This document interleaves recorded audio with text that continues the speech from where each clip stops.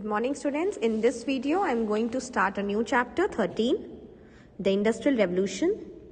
In this chapter, according to your syllabus, we will study the meaning of Industrial Revolution and the meaning of capitalism and socialism. That's it. First of all, we will study the meaning of Industrial Revolution. Industrial Revolution, पहले जो चीज़ें बनती थी, जो भी products बनते थे, वो हैंडमेड बनते थे. बाद में जब मशीन का इन्वेंट हुआ, उसके बाद handmade goods were replaced by machine made goods.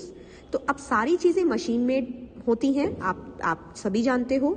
और अब मशीन मेड गुड्स जब बनते हैं तो लार्ज स्केल प्रोडक्शन होता है at a less time, at a less cost, जिससे प्रोडक्ट भी चीप होता है. The Industrial Revolution means a series of changes that took place in the method of production. A person who worked from home on a low scale, using little capital and raw materials, was replaced by a capitalist who gave raw materials and tools to the producers and paid them wages for their labor. पहले क्या होता था कि थोड़ा बहुत labour को wages मिल जाते थे, थोड़ा रॉ मटेरियल्स यूज होते थे, टूल्स यूज होते थे और सामान गुड्स बन जाते थे. लो स्केल में बनते थे, ज्यादा प्रोडक्शन नहीं होता था. लेटर बाद में क्या हुआ, प्रोड्यूसर्स ने यहाँ पे began to work with the help of machines. अब प्रोड्यूसर्स यहाँ पे मशीन से काम करेंगे, जो मशीन फैक्ट्रीज में लगवाया है. In factories started by capitalist. दस इंडस्ट्रियल रेवोल्यूशन टुक प्लेस, और यहां से इंडस्ट्रियल रेवोल्यूशन हुआ.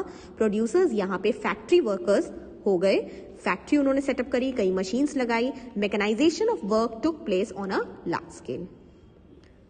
This is the meaning of industrial revolution. Simple सी चीज है, पहले हैंडमेड गुड्स बनते थे, कम बनते थे, ज्यादा कॉस्टली भी होते थे.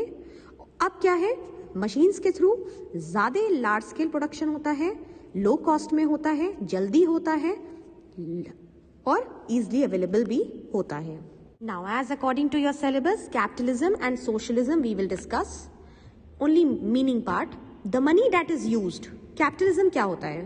कैपिटल क्या होती है? फर्स्ट ऑफ ऑल, जो पैसा, जो मनी हम लोग यूज करते हैं फैक्ट्री सेटअप करने में, जो ज्यादा पैसा लगता है रॉ मटेरियल्स खरीदने में, गुड्स प्रोड्यूस करने में, जितना भी पैसा लगता है is called capital.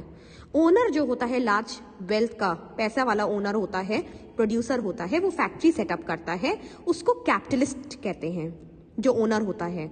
Economic system which give rise to power among the capitalist is referred to as the capitalist system. अगर ज्यादा कैपिटलिस्ट हैं इकोनॉमी में तो इकोनॉमी कैपिटलिस्ट सिस्टम से है. इंडस्ट्रियल रेवोल्यूशन टेक्सटाइल इंडस्ट्री से स्टार्ट हुआ. ये आइडिया आया लोगों को क्लॉथ बनाने के लिए. It's Latin term investor. Investor मतलब इन्वेस्टमेंट, हम इन्वेस्ट करेंगे, बिजनेस की जो रिक्वायरमेंट्स है उसको फुलफिल करेंगे और वही पैसा कैपिटल कहलाएगा, जो भी हम इन्वेस्ट करेंगे.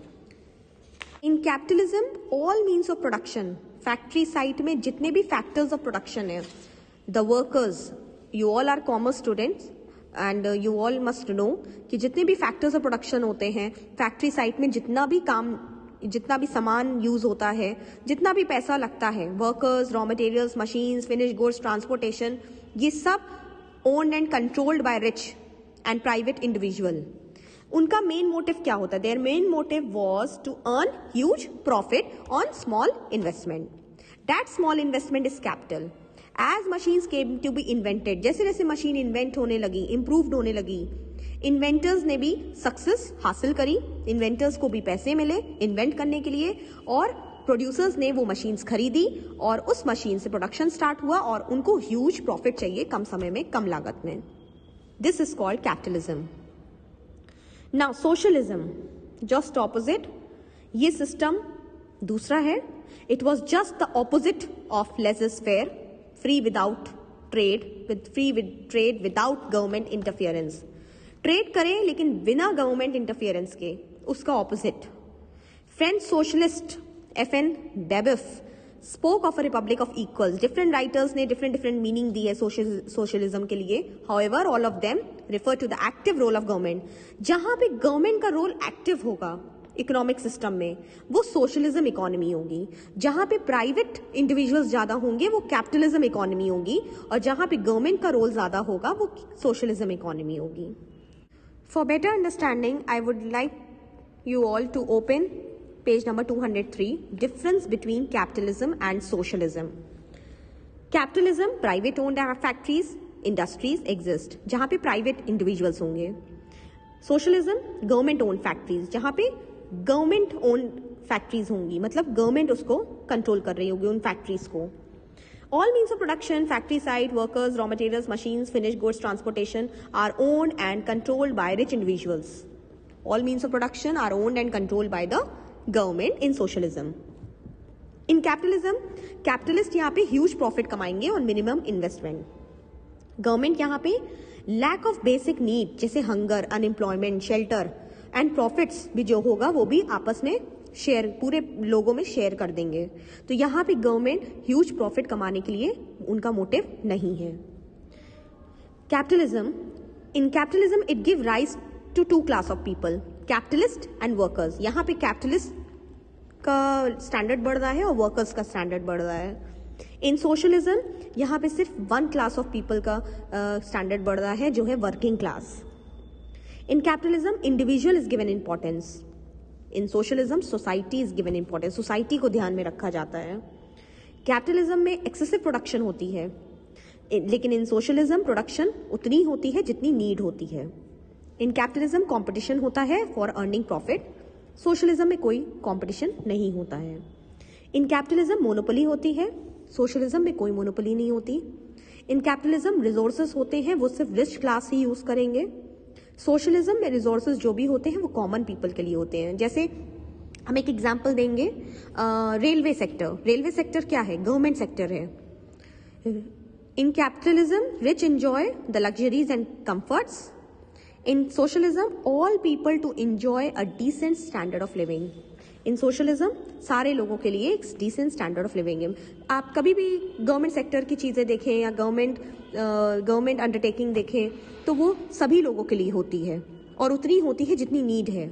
लेकिन कैपिटलिस्ट में आप बड़े बड़े होटल्स देख सकते हैं, रेस्टोरेंट देख सकते हैं, लाउंज देख सकते हैं. और कैपिटलिज्म में अगर हम गए तो जो प्राइवेट इंडिविजुअल्स बड़े बड़े हैं उनका जो सेटअप देखेंगे, कंपटीशन देखेंगे और उनकी जो चीज़ें सेटअप है प्रॉफिट अर्न करने के लिए वो इन्वेस्ट करते हैं, तो वो रिच क्लास लोगों के लिए करते हैं ताकि उनको और प्रॉफिट मिले. So this was the differences between capitalism and socialism. Now come to question answers. First question, state the meaning of industrial revolution.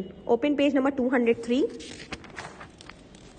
We will remember meaning of term industrial revolution till here. Then cut all these questions because it's not in your syllabus. Question 9. Define capitalism. Cut define, right? What is capitalism? Open page number 201. Mark answer 9. In capitalism, till from here till money. Next question 10. Give the definition of socialism as given by Lasky. Open page number 202. Here, left hand side, just under this figure 13.17.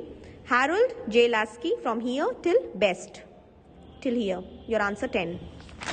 Now, structured question. First A. Only this question. The meaning of industrial revolution. Open page number 195.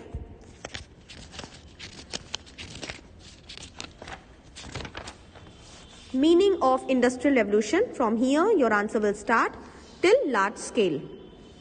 Now, cut this question. Question 2, question 3, question 4 because it's not in your syllabus.